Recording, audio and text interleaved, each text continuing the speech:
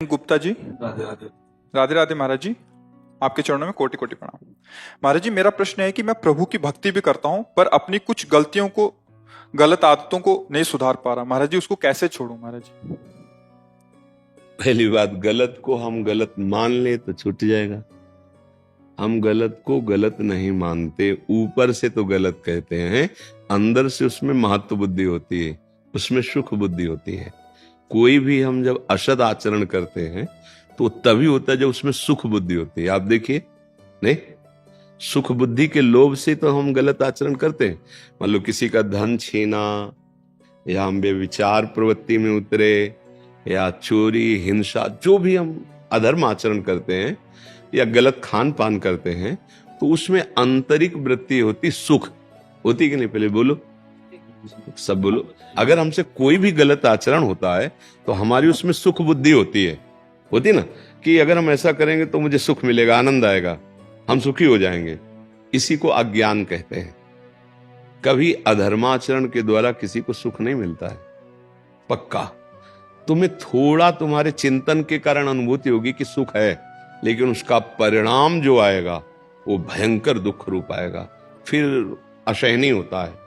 तो हम जब गलती को गलती मान लेते हैं, पाप को पाप मान लेते हैं, अधर्म को अधर्म मान लेते हैं, तो हम उससे निकल पाएंगे।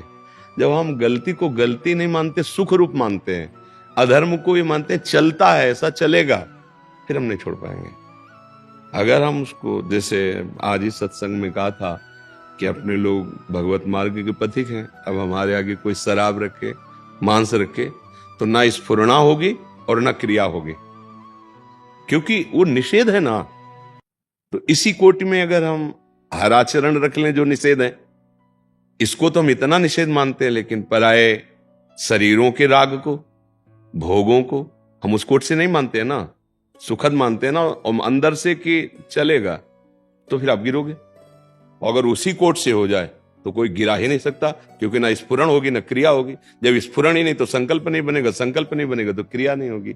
अगर हम गलती को वास्तविक गलती मान लें, वास्तविक गलती कब? जब उसमें सुख बुद्धि नहीं रहेगी तब। हम कहते तो हैं कि गलत है और नहीं करेंगे और नहीं करना चाहिए, पर अंदर से सुख की भावना है, बस यही अच्छे अच्छे साधकों को भ्रष्ट कर देती। इसी का नाम है सुख की आशा। सुख की आशा, ये आशा रूपी फांसी में जीव बांध करके जन्म मरण चक्र में बार बार। और उससे बचने का उपाय, आशा ही परमम दुखम, नैराश्यम परमम सुखम। उसमें आशा नहीं जो धर्म विरुद्ध आचरण कि इसमें सुख मिल जाएगा। अगर उसकी आशा बनाए रखे हो, मतलब किसी के रूप को देखकर, किसी के शरीर को देखकर, किसी के वैभव को देखकर, किसी भोग को देखकर, इसी में तो हम फिसलते हैं। अगर हम दुखद बात समझें तो हमारी बात बच जाए। हमारे मित्र ऐसे मिल जाते हैं, हमारे सहयोगी ऐसे मिल जाते हैं जो अधर्म का सपोर्ट कर देते हैं। चलता है, हम तो ऐसा खाते हैं, हम तो ऐसा पीते हैं, वो सब चलता है यार, कहां तुम फंस गए? और वो तुम्हारी बुद्धि को असत मार्ग में दृढ़ कर रहे हैं। अगर साधु संग मिल जाए, सत शास्त्रों का स्वाध्याय हो और हम समझ पाए कि वास्तविक ये गलत है, तो वो गलती छूट ही जाएगी। जो हमने गलत माना वो कभी नहीं किया, पर व्यभिचार, अब वहां देख लीजिए, क्यों? क्योंकि हम उसको उतना गलत नहीं देख रहे हैं। अगर हम ये देख लें कि ये तो उसी लाइन में, उसी पंक्ति में कैसे स्फुरण हो गया, कैसे संकल्प बन गया, कैसे चेष्टा हो। बोले हम बहुत उपाय करते, छोड़ नहीं पाते, क्योंकि सुख बुद्धि इसीलिए नहीं छोड़ पाते। अभी बढ़िया खीर बना के आपको दे और आपका कोई विश्वसनीय कान में कह दे इसमें जहर पड़ा है, आप ऐसे चखोगे भी नहीं। हम बहुत बड़ाई करें कि मेवा पड़ी हो बहुत बढ़िया, आप चखोगे नहीं। तो परम विश्वसनीय संत जन है, गुरुजन है, वो कहते हैं कि अगर आप असत मार्ग से भोगों को स्वीकार करेंगे तो आप दुख में फंस जाएंगे। विष तो एक ही जन्म लेता है, ये विषय तो बहुत जन्म तक मारते रहते हैं। तो हम क्यों नहीं बात मानते? संत जनों को, शास्त्रों को विश्वसनीय नहीं मानते, तो उनकी बातों पर ध्यान नहीं देते और हम फंसते चले जाते हैं। बहुत लोग कहते हैं कि भगवान बड़ा, हम कहते हैं आपने जो किया है अगर वो आपको याद हो तो आप बार बार प्रणाम करो कि भगवान बड़ा कृपालु जो हमको इतना ही दंड दिया। सच्ची मानिए, कैसे कैसे अपराध करते हैं अपने लोग। विचार करके देखो कैसा कैसा अत्याचार हमारे मन में बसा हुआ है, और जब आचरणों में उतरता हम उसका छुपाव करते हैं और उसका दंड प्रकट में नहीं मिल रहा है, तो आप ये मत समझो कि कोई नहीं जाना सब गोल हो गया। वो कर्म बिल्कुल तैयार हो रहा है, जैसे पहलवान नहीं दूध पी के मेहनत करके तैयार होता है तुम्हें पटकने के लिए, वो कर्म रोज का रोज पुष्ट हो रहा है और तुम्हारा नाश ऐसी बुरी तरह से करेगा बच नहीं पाओगे। और अगर उसको गिराना है तो राधा राधा नाम जप करो, प्रभु का जो प्रिय नाम हो, जो गुरुदेव ने दिया हो, और भगवान के आश्रित हो जाओ। तो कह रहे हैं हम सर्वपापेभ्यो मोक्षयिष्यामि मा शुचा। तो ये जो गलती हम कहते हैं कि छूट नहीं पाती, भाई मुझे समझ में नहीं आता, हमको कैसे कोई फंसा सकता है। हम उसको सुख मान के स्वयं भोगते हैं, स्वयं फंसते हैं। जब हम ही फंसते हैं सोई माया, माया माने ब्रह्म। हम दुख, भगवान कह रहे हैं दुखालयम, हम मान क्या रहे सुख है, दुख यो नया, हम उसको क्या मान रहे सुख में। बस ये हमारी गलती है, हमें सुधारना पड़ेगा स्वयं से। भगवान संतजन सबके ये विष है, अमृत है, क्या चाखोगे, बोले विष तो जाओ, उसका प्रभाव है, उसका आप अधर्माचरण करोगे उसका दुख है, यहां बंधन नरकादि का, फिर नाना प्रकार की तिर्यक योनियों में जाना।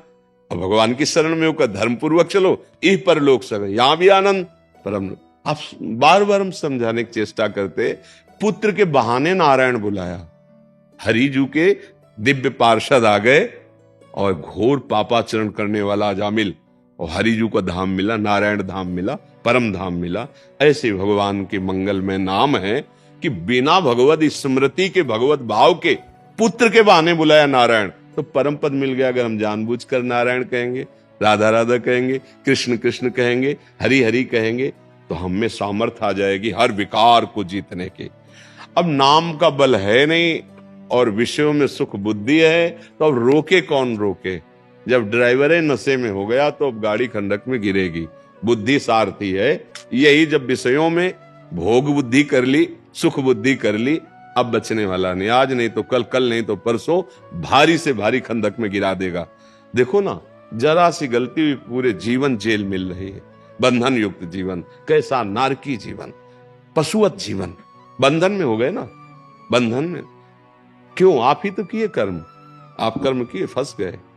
बहुत सावधान, ऐसी कोई गलती न हो जिससे जीवन भर हम पश्चाताप करे और निकल ना पावे। अधर्म का आचरण ऐसी ही स्थिति में फंसा देगा।